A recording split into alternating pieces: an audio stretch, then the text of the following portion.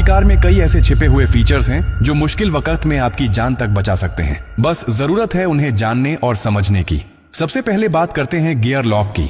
कई बार इमरजेंसी के दौरान कार का गियर लॉक हो जाता है और चाबी डालने के बाद भी स्टार्ट नहीं होती।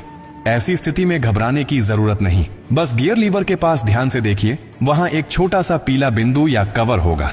इसे हटाइए और उसी जगह अपनी कार की चाबी को नीचे की तरफ दबाकर डालिए। ऐसा करते ही लॉक रिलीज हो जाएगा और आप इमरजेंसी में गियर शिफ्ट कर सकेंगे।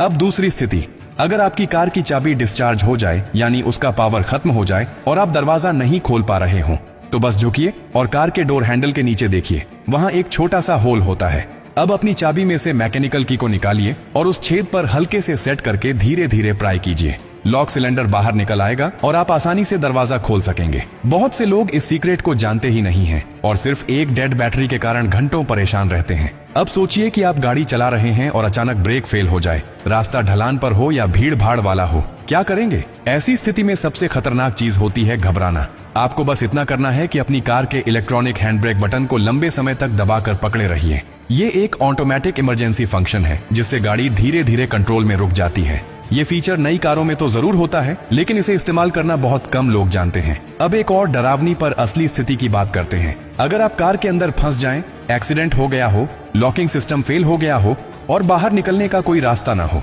इस स्थिति से बाहर निकलने का रास्ता भी आपकी कार में ही छुपा होता है। कार की पीछे वाली सीट यानी रियर सीट के बैकरेस्ट पर एक बटन होता है, उसे दबाइए, सीट तुरंत फोल्ड हो जाएगी। अब आपके पास डिक्की का रास्ता खुल गया है। डिक्की के अंदर दरवाजे पर एक छोटा सा इमरजेंसी स्विच होता है जिस पर एक तीर का चिन्ह बना होता है।